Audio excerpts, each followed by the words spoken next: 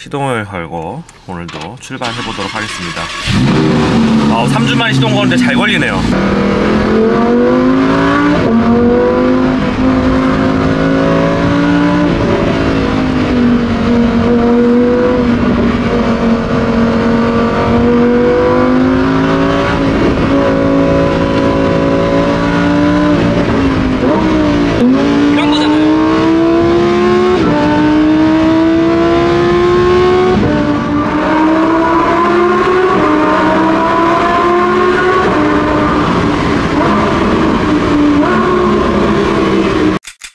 저는 100만 년 만에 드라이브를 나왔는데요. 여기가 포천 맥도날드점이래요. 포천까지 왔습니다. XLR 맥라렌 너무 예쁘네요. 그리고 STO, 그리고 한소리 GT3, 그리고 저기 812 슈퍼패스트 4대가 같이 왔는데 천천히 왔습니다.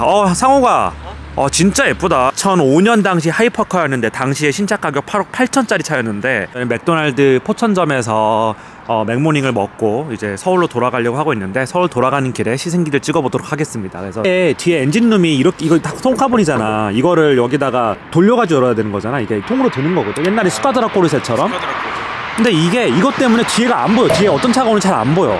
뒤에 볼 일이 없지 않아요 이거? 틈으로 살짝 보여. 그게 또 감성이네요. 그게 또 레이스 감성인데 얘가 또 가려줄 것 같은데 얘도 가려주고 얘도 가려주고. 이스카에 많이 쓰니까 프로젝트 1에도 들어가잖아. 이게 벤츠 프로젝트 1에도 이렇게 다 이렇게 중앙에 가로지는 게 이제 공기 갈라주는 거. 이거 대박인 것 같아. 서울로 돌아가는 길에 시승기를 찍어보도록 하겠습니다. 아예 제가 시동을 걸고 이거 하나 같이 묶어서 갈게요. 왜냐면 이게 지난번에 보니까 그냥 들고 있으면 안정감이 떨어져서. 서울로 돌아가고 있는데 오는 길이 이미 달렸어서 바로 엔진이 예열이 돼서 바로 8,500rpm까지 쓰게끔. 이게 처음에 시동을 걸면 RPM이 6,000으로 제한이 되거든요. 6,000으로 제한되는 이유는 충분히 엔진열이 받기 전에 밟지 마라, 엔진 보호를 위해서 이렇게 하는 건데, 그리고 아까 전에는 올 때는 타이어 온도가 30도가 넘었는데 지금은 11도, 12도 정도. 아직 봄 날씨이기 때문에 좀 쌀쌀해요. 포천이 타이어 온도가 충분히 오를 때까지는 좀 천천히 가보고 타이어 온도 20도 올라가면 좀 싸보고 그렇게 하도록 하겠습니다. 아까 전에 고속도로 주행할 때 7단에 2200rpm 할 때 주행을 했잖아요. 정속 주행으로 쭉 갔죠. 네, 정속 주행으로 했는데 정속 주행을 하면 생각보다 불편하지가 않아요. 그래서 STO에 승차감에 대해서 물어보시는 분들 되게 많아요. 제 주변에서도. 왜냐면 야 그거 되게 불편해? 나도 사고 싶은데 어때? 라고 물어보는 사람들이 많은데, 이게 STO 모드, 트로페어 모드, POGR 모드가 있어요. POGR 모드가 가장 빡센 모드고, 그리고 트로페어 모드가 중간 단계 스포츠 모드라고 보시면 되고, STO 모드가 우리가 보통 우라칸에서 얘기하는 노멀 모드인데 사실은 이 차는 노멀 모드가 없어요. STO 모드 자체가 좀 하드해요. 근데 이 세 가지 모드 중에서 소프트한 세팅인데, STO라는 그 명칭 자체가 슈퍼 트로페어 호몰로게타라는 뜻이잖아요. 네. 그래서 호몰로게타의 뜻 뭔지 아세요? 호몰로게이션. 대회 나가는 차들 위해서 양산으로 내놓을 수 있는 거에 대한 규정이라서, 레이스 대회에 나가기 위해서 양산 규정을 맞추려고 만드는 걸 호몰로게이션이라고 하잖아요. 100대 기준, 500대 기준 이런 식으로. 옛날에는 진짜 그렇게 했다고 그러더라고요. 레이스 대회에 나가기 위해서 일부러 양산을 한. 그러니까 주 목적이 양산 차를 만드는 거, 공도용 차를 만드는 게 아니라 레이스카에 있는데 레이스 대회에 참가하기 위해서는 호몰로게이션, 그러니까 공도용 차를 500대 생산해야 된다 이런 규정을 지키기 위해서 만든 걸 호몰로게이션 차라고 하거든요. 이 차에다가 이 이름을 붙여진 이유가 왜 그러냐, 원메이크 레이스 대회가 있어요. 거기에 나온 차를 그대로 공동으로 옮겨놨다 이런 뜻이거든요. 그래서 호몰로게타라는 이름을 붙여준 것 같아요. 지금 STO 모드로 가고 있는데 기본적으로 지금 소리가 그렇게 크지 않잖아요. 아직 대기가 안 열렸어요. 네, 얘는 가변이 4,800rpm 정도부터 열려요. 그래서 지금 딱 4,000rpm 정도인데 가변이 닫혀있어서 좀 답답한 느낌이 납니다.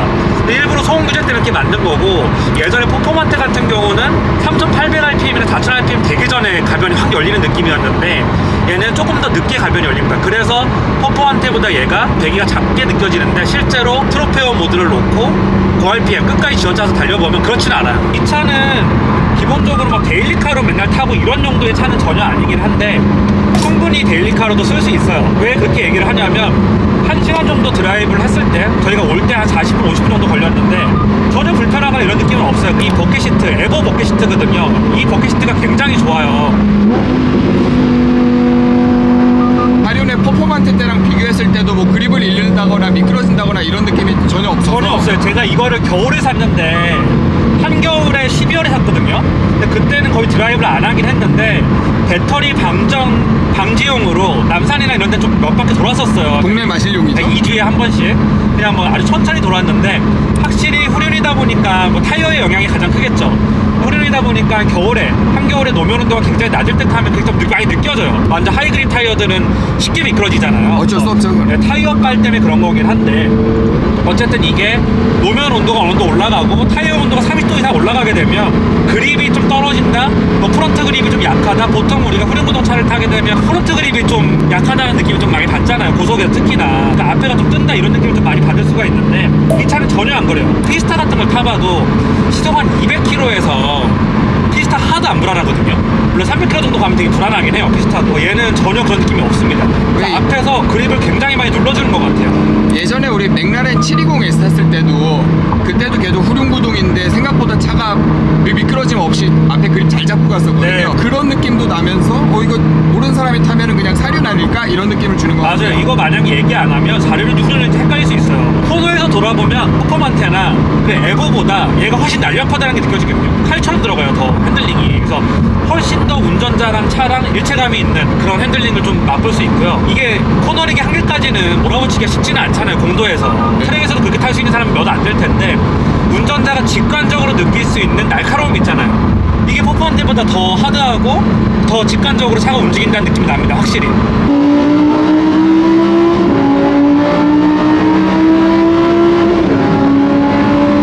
RPM 끝까지 쓰면 방금 전처럼 RPM을 완전히 끝까지 쓰면 변속 충격을 주거든요, 얘가. 네. 그러니까 RPM을 8000이 아니라 8500, 그러니까 8000rpm에서 8200 정도 가면 트로페어 모드를 놓으면 얘가 변속 타이밍을 알려줘요, 페라리처럼. 페라리는 핸들에서 불이 있게 들어오는데 얘는 계기판에서 빨간색 게이지가 차다가 변속 타이밍이 되면 파란색 게이지로 바뀌면서 반짝반짝거려요. 악셀을 가져가게 되면 두두두두 이렇게 빨리빨리 반짝반짝거려요. 파란색인데 빨리 바꿔주라고 하는 얘기죠. 아니, 빨리 바꿔줘라. 그리고 약간 퓨컷이 걸리는 느낌이 나요. RPM 자연흡기 엔진은 이런 고배기량에 배기음도 좋고 이런 차들이 끝까지 RPM을 쥐어짰을 때 변속 타이밍이 막 거리면서 퓨어컷이 딱 걸리면서 기어 변속을 할 때 그때가 진짜 엄청 짜릿하죠. 그때 람보르기니에서 그 얘기 했었어요. 유일하게 STO에만 기어박스 프로그램 리프로그램 해서 네. 예, 서킷 주행용으로 느낄 수 있게 했다라고 해서 딱 그 타이밍을 오너가 느끼시는 것 같네요. STO는 어떤 느낌이 있냐면 예전에 노멀 우라칸의 하드코어 버전은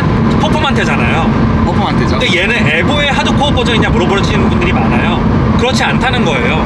그러니까 퍼포먼테 같은 경우는 그냥 이제 노멀 우라칸에다가 이제 세팅 좀 바꾸고 엔진 흑배기 튜닝하고 여러 가지를 좀 세팅을 좀 바꿔가지고 나온 차라고 하면 얘는 아예 베이스 자체가 레이스카에 있는 거잖아요. 트로페어 원메이크 레이서도 나가는 레이스카에 있기 때문에 음악 24시 같은 레이스들 보면은 우라칸 같은 급들 차들 나와서 계속 달리는데 네네. 그런 애들이 사실 양산용 차량은 도저히 그걸 맞출 수가 없잖아요. 나우토스도 그렇고. 맞아요. 그런 서킷용으로 달리는 차를 공도로 빼놓은 차가 STO다. 맞아요. 그 느낌으로 되면 되는데 문제는 그러고서도 너무 차가 편해서 네네. 오히려 저는 퍼포먼테보다 이 차가 지금 더 편하다. 지금 두 번째 타고 있는데 네네. 예, 계속 그런 느낌을 받으면서 가고 있습니다. 얘가 더 하드한, 분명히 더 하드하게 세팅을 해놨는데 또 편한 이유가 시트 때문인 것 같아요.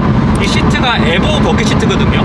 그러니까 우라칸 에보부터 들어가는 버킷 시트고 SVJ에도 이 버킷 시트가 들어가는지 모르겠는데 어쨌든 예전에 우리가 아벤타도로 SV, 그러니까 LP750이죠. LP750부터 썼던 버킷 시트가 있어요. 디자인이 엄청 멋있고 일체형 버킷 시트인데 그게 엉덩이에 쿠션이 없고 허리에도 쿠션이 없고 완전 딱딱해요. 플라스틱 위에다가 알칸테라를 더 씌워놓은 그런 느낌이거든요. 실제로 그런 느낌이 그렇게 만들었어요. 그래서 엉덩이에 쿠션이 없어서 요추랑 이런 데가 너무 아파요. 그래서 그거는 처음에 타면 홀딩을 끝내주는데 하고 몸을 딱 잡아주는 느낌이 나는데 오래 타다 보면 엉덩이랑 허리가 너무 아파요.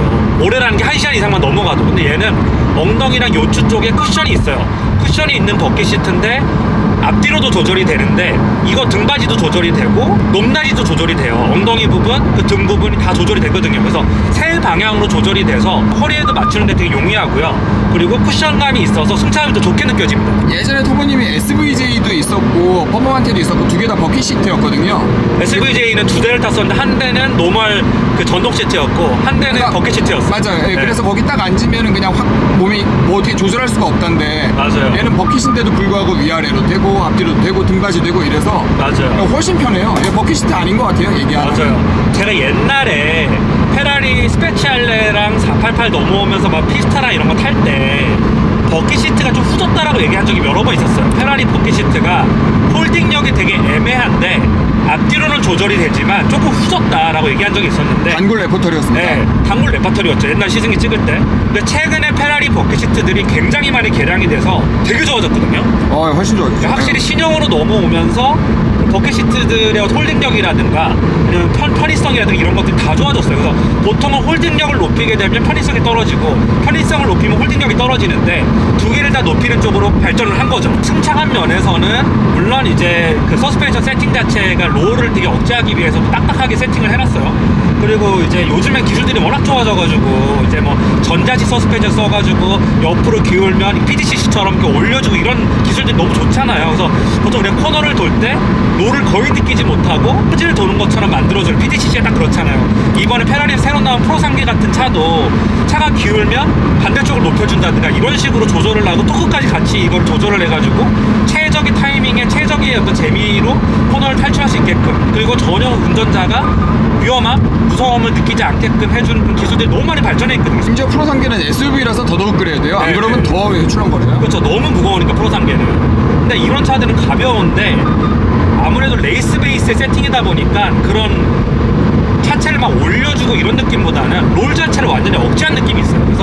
그래서 딱딱한 느낌이 나고, 보통 우라칸 엘보나 그냥 노멀 우라칸보다는 확실히 좀 불편한 느낌이 있긴 한데 시트가 거의 좀 커브해지는 느낌이 있습니다. 네, 그래서 이것도 달려보면은 도로가 울퉁불퉁하면은 그 범핑은 다 느껴지는데 네. 굉장히 다가오는데 그걸 쿠션에서 어느 정도 막아준다 정도까지만 되고 네. 서스펜션은 실제로도 이 차가 훨씬 딱딱하다 그러더라고요. 승차감에 대한 부분은 그렇게 정리를 좀 하면 될 것 같고, 그리고 일상 주행에서 제가 지금 트로피온 모드로 정석 주행으로 가고 있어요. 일부러 여기서는 배기음이 거의 안 들려요. 근데 낮추고 그렇다면 모든 양산차 중에서 SPJ 다음으로 감성은 끝장나는 것 같아요. 그러니까 사실 요즘의 페라리들은 전부 다 터보 엔진이잖아요. 터보죠. 그리고 우라칸 후속 모델도 아마 V8 터보로 나올 거예요. 아벤타도르 후속 모델 레브알통과 그거는 V12 엔진을 버리지 않았죠. 대신 하이브리드로 간 건데, 얘는 정말 퓨어하면서도 이제는 현존 양산차에서 찾아볼 수 없는 감성을 가지고 있다고 생각하는데, 이 감성이라는 게 꼭 배기음에서만 있는 건 아니니까 뭐 진짜로 뭐 레스칼 타는 감성, 뭐 하체에서 느껴지는 어떤 그런 느낌들, 핸들을 돌렸을 때 어떤 운전자와 차와의 어떤 일체감, 이런 것들이 다 감성이고, 그리고 심지어 내부에 있는 디자인이라든가 카본 쪼가리 쓰는 거나 이런 거 다 감성인데, 기본적으로 우리가 슈퍼카에 기대하는 가장 큰 감성이라는 건 이런 거잖아. 이런 배기음이잖아요. 이런 거잖아요.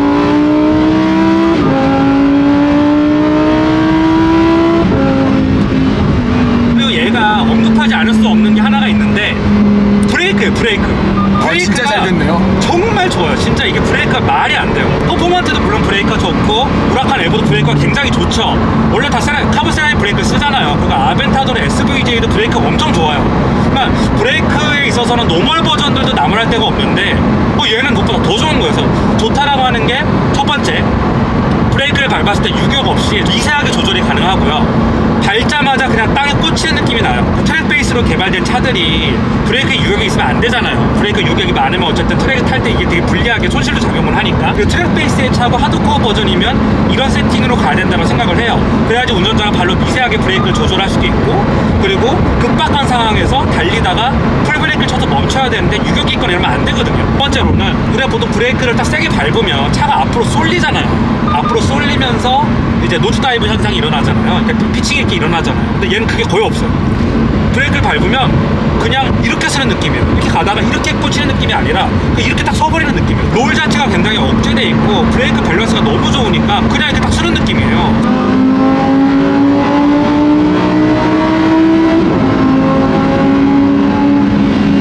피스타라든가 F8이라든가 그냥 노멀 우라칸 엘보라든가 이런 차들도 브레이크가 끝내주기 좋은데 그것보다 한 단계 더 좋은 느낌이에요. 방금 전에 저희가 이게 양평 쪽으로 빠졌는데 요철이 굉장히 이렇게 통통통 튀는 요철이 있었어요. 그래서 이런 거를 보면, 이런 길을 지나갈 때는 확실히 이게 굉장히 서스펜션 세팅이 딱딱하구나라는 걸 느낄 수 있고요. 단점이라고 하면 많죠. 뭐 불편한 것도 있고 한데 뭐 불편한 것도 충분히 감내할 만하다. 근데 이 인포테인먼트 시스템이 에보로 넘어오면서 이렇게 바뀌었어요. 이런 식으로. 이거는 원래부터 우라칸에 있었고 이런 식으로만 바뀌었어요. 이게 원래 센테나리오에 썼던 그런 계기판이거든요. 그래서 굉장히 멋있게 돼 있는데, 일단 첫 번째로는 이 음악 있잖아요. 이걸로 조절을 해야 돼요. 이렇게 이런 식으로 이런 식으로 음질도 이제 이걸로 조절하고 음량도 이걸로 조절을 해야 되는데 불편합니다. 이게 굉장히 달리면서 조절할 수가 없어요. 아니 에보 이 정도의 하드코어 버전들은 이게 두 손으로 운전을 하잖아. 근데 이 핸들에서 음량을 조절할 수가 없습니다. 달리다가 음량을 좀 조절해야겠다, 이걸로 조절을 해야 돼요. 근데 이게 터치식이어서 천천히 달릴 때는 물론 이걸 보면 조절할 수 있지만 이게 달리는 차잖아요. 그러면 이 핸들에 있는 버튼이나 스크롤바 같은 걸로 조절을 할 수 있었으면 굉장히 편했을 텐데 여기서 조절할 수가 없습니다. 그게 좀 불편해요. STO 정도를 가지고 있는 분들은 대부분이 다른 슈퍼카들도 있거든요. 이거 한 대만 타시는 분들은 거의 없어요, 제가 알기로는. 아니면 다른 데일리카가 있거나. 그래야죠. 네, 보통은 그러신 분들이어서 데일리카로 이 차를 타는 분들은 없겠지만 어쨌든 만약에 내가 이걸 약간 데일리성 비슷하게 일주일에 뭐 한 두세 번 이상 탄다 라고 했을 때에는 이런 부분들이 조금 불편하지 않나 싶어요. 그래서 인포테인먼트 시스템 자체가 우라칸이 나온 지가 이미 한 10년 정도가 됐잖아요. 10년은 안 되고 한 9년 정도 됐거든요. 카메라. 인포테인먼트 시스템이 9년 전 시스템이다 보니까 이런 부분들이 좀 불편합니다. 그래서 이거는 우리가 하드코어 버전의 피스타를 타봐도 그래요. 피스타는 488 베이스고 488은 458 베이스잖아요.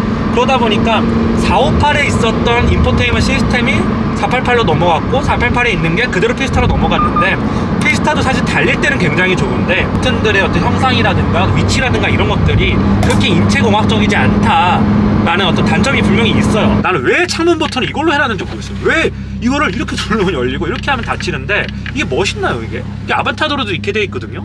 사실은 이렇게 만들 필요가 없는데 굳이 이렇게 해놓은 이유를 잘 모르겠고요. 얘가 또 죽이는 감성 중에 하나가 뭐냐면 배기음도 너무 좋고 하체에서 느껴지는 감성, 그리고 뭐 기어 시프트 변속하는 거부터 해서 모든 게 개쩐다 이런 느낌이 있어요. 근데 여기서 하나 더 추가될 수 있는 STO만의 어떤 특장점이라고 한다면, 일반 양산차에서 루프스콥을 잘 안 넣어주잖아요. 옛날에 맥라렌 6트로 LT 같은 경우는 MSO 옵션을 루프스콥을 넣을 수가 있었어요. 6트로 LT에다가 루프스콥을 넣은 차와 안 넣은 차가 배기음이 약간 달라요. 천장으로 공기가 지나가는 소리가 미세하게 들리거든요. 얘도 그렇습니다. 차를 막 때려 밟을 때 그게 느껴지거든요. 그런 부분들이 하드코어하고 되게 레이스카를 운전하고 있다라고 하는 그런 느낌으로 다가오죠. 서킷의 DNA가 있구나라는 느낌이 듭니다, 확실히.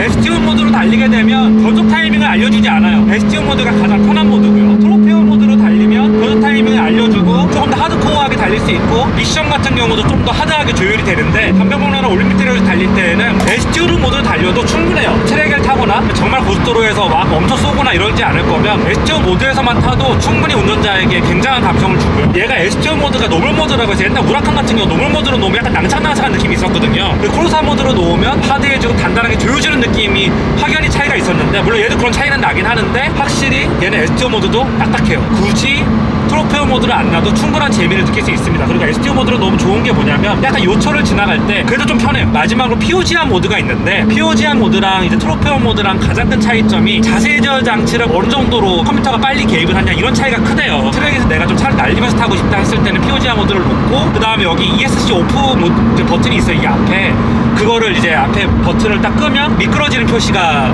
계기판에 뜨게 되거든요. 그래서 미끄러지는 표시를 딱 띄워놓고 트랙 모드에서 타는 거죠. 그거는 이제 완전 프로드라이버의 모드, 정말 내가 이 차를 타면서 날리면서 탈 자신이 있다라고 하는 사람들만 쓰는 모드이기 때문에 일반 사람들 쓸 일이 없죠. 그리고 감성의 측면에서도 예전에 코르사 모드를 해야지 앞에 기어처럼 나오는 인터페이스가 되는데, 맞아요. 지금 STO에서도 기본으로 그냥 다 나와요. 맞아요. 네, 그래서 운전자 입장에서는 굳이 인터페이스에서 그렇게 건드릴 필요도 없는 것 같아요. 맞아요. 지금 그리고 타이어 온도가 35도 정도 됐어요. 이게 좋은 게 뭐냐면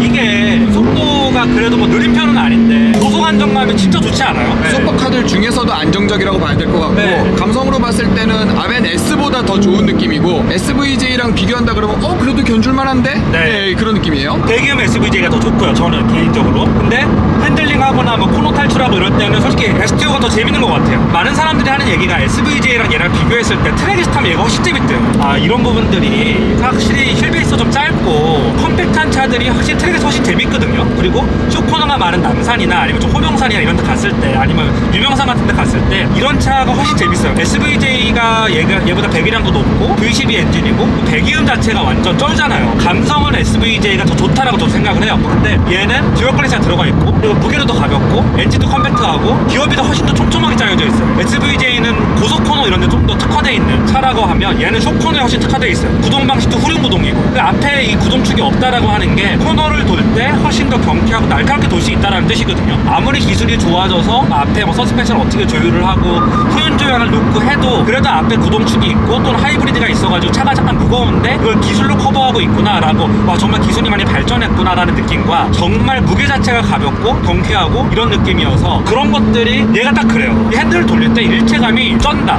피스타를 탈 때도 그런 느낌을 받을 수가 있어요. 쇼코너가 많은 데서 타보면 와 진짜 경쾌하다, 얘는 미쳤다 이런 느낌이 나는데 얘도 정말 그런 느낌. 람보르기니가 여태까지 가지지 못했던, 그래도 얘가 어떤 구동축의 한계와 아무리 가볍게 만들고 서스펜 세팅을 막 하드코어하게 해서 가져갔던 경쾌한 느낌, 그 이상의 느낌을 내거든요. 그게 이제 아무래도 후륜구동 차들만 가질 수 있는 느낌이 있다라고 저는 생각을 해요. 혹자는 그 얘기 하잖아요. 그러니까 람보르기니가 운동성이 떨어진다고 하면은 네. 이게 사륜 때문에 그런 거냐 아니면 차 브랜드가 그걸 못 만드느냐인데 이 차로 좀 보여준 것 같아요. 할 수 네. 있는데 사륜의 한계 때문에 그전에는 그러했고 지금의 STO는 충분히 그런 거 커버하면서 달릴 수 있는 차다. 퍼포먼테랑 이런 차도 굉장히 훌륭하지만 퍼포먼테가 가지지 못하는 감성과, 물론 성능은 얘가 훨씬 좋죠. STO가 훨씬 좋고요. 그리고 이제 에어로다이나믹 자체가 세팅이 좀 다르기 때문에 코너에서 타보면 얘가 확실히 더 좋다라고 해요. 저도 코너에서 그렇게 극한한 거 안 타봤지만, 근데 얘가 가지고 있는 직관적인 어떤 핸들링의 느낌이라든가 하드코어 느낌은 퍼포먼테가 얘를 따라오지 못하는 것 같아요. 확실히 얘가 훨씬 좋아요. 원더이스님은 어떠셨어요? 이 차를 타보니까? 덕분에 람보르기니를 또 하나 이제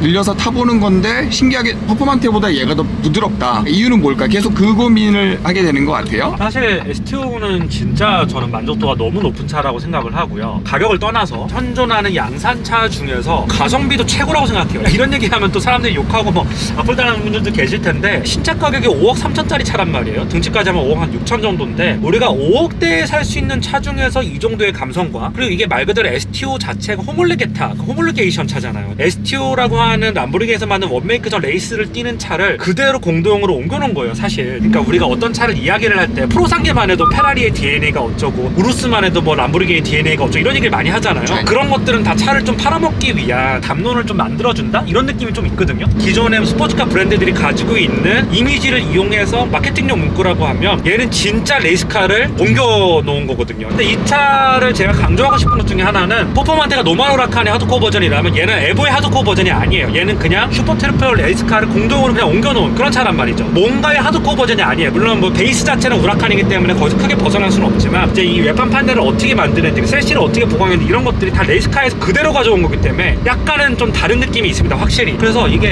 퍼포먼테랑 그런 점에서 되게 차별화되는 차라고 생각을 합니다. 저 퍼포먼테를 몇 달 동안 타봤으니까 사람들이 많이 물어봐요. 퍼포먼테랑 이 차랑 얼마나 다르냐, 에보랑 이 차랑 얼마나 다르냐, 그걸 사람들이 가장 많이 궁금해 하실 텐데 베이스가 다릅니다. 완전히 출발점이 달라요. 노멀 버전을 가지고 하드코어 세팅하고, 하드코어 버전이 공식 있잖아요. 무게를 좀 덜어내고 몇십 킬로 덜어내고 버킷시트 넣어주고 흡배기 튜닝해서 마력 조금 올리고 그리고 이 서스펜션 좀 딱딱하게 하고 롤 좀 제어하고 이런 식으로 해가지고 에어로다이나믹을 좀 개선해가지고 트랙이 좀 더 빠른 차를 만드는 거, 이런 게 하드코어 버전의 공식이라고 했다라고 하면 이거는 에보를 베이스로 약간 무게를 덜어내고 이런 게 아니라 슈퍼트로페어를 옮겨놓은 차다, 이렇게 정의할 수 있을 것 같아요. 그게 이 차를 한마디로 정의하는 총평이라고 저는 생각을 합니다. 그냥 레이스의 DNA를 고스란히 머금고 있는 차. 이 얘기 한마디. DNA라 그러면 다른 차들도 많이 써먹잖아. 마칸도 뭐 포르쉐의 레이스 DNA, 뭐 스포츠 DNA를 심어놨다라고 하는데 그런 DNA가 아니라 진짜로 그냥 직계다 이런 느낌이 있어요. 이 차를 그냥 옮겨놨다 이런 느낌이 굉장히 큽니다. 제가 그냥 여기 그래서 POGA 놓고 대회 나가면 될 거예요. 네, 이 차는 정말 POGA 놓고 자세 제어 장치 끄고 바로 레이스 트랙에 투입될 수 있게끔 만들어 놓은 차라서 더 이상의 튜닝이 필요 없는, 그리고 이 자체로 완벽한 이 차의 에어로다이나믹에 대한 어떤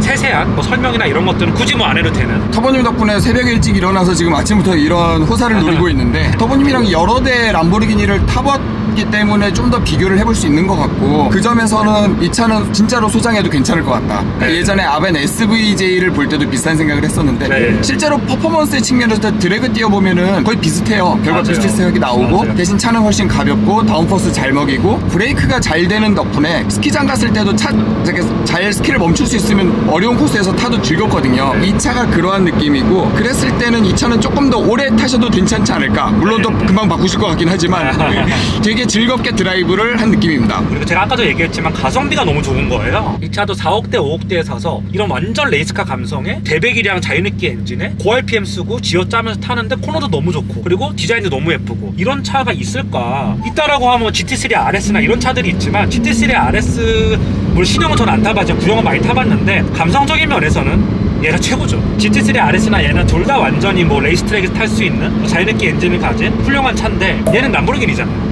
브랜드 빨 무시 못합니다. 브랜드 디자인도 더 멋있고 확실히 5.2L V10 엔진에서 나오는 이 감성도 이 시대의 마지막 우리가 어떻게 보면 모든 게 디지털 시대로 넘어가고 이제 전기차 시대로 넘어가고 모든 게 이제 하이브리드로 넘어가고 우리가 이제 아벤타도리 후속 모델 레브 알토도 하이브리드로 넘어가잖아요. 근데 그것도 물론 12기통 엔진을 유지하면서 하이브리드 모드가 거의 꺼진 상태에서 V12 그 엔진 들어보면 아벤타도랑 똑같거든요. 엔진음이 원래 그 엔진을 개량해서 만들었을 테니까 사실 그것도 굉장히 감성 넘친 차겠지만 그래도 하이브리드가 탑재가 되게 되면 굉장히 무겁잖아요. 무거운 느낌이 많이 나잖아요. 그래서 SF90이 사실 그래서 재미가 별로 없거든요. 배기음의 문제도 있고 여러 가지 문제들이 있겠지만 레브 알토 같은 경우는 잘 만들었겠죠. V12 자연흡기 엔진을 탑재하고 있으니 뭐 굉장히 기대가 되는 차인데 정말 퓨어하게 아무런 배터리도 없이 내연기관의 어떤 힘만으로만 가는데 자연흡기 엔진 이런 차를 우리가 탈 수 있는 마지막 시대에 살고 있는 게 아닌가. 그 차의 마지막 극점이 어디냐라면 STO나 SVJ나 이런 차가 아닐까라고 생각을 합니다. 그래서 이 차는 너무 재밌고요. 감성적으로 너무 만족을 하고요. 가성비가 좋은 차인 것 같아요. 그게 저의 솔직한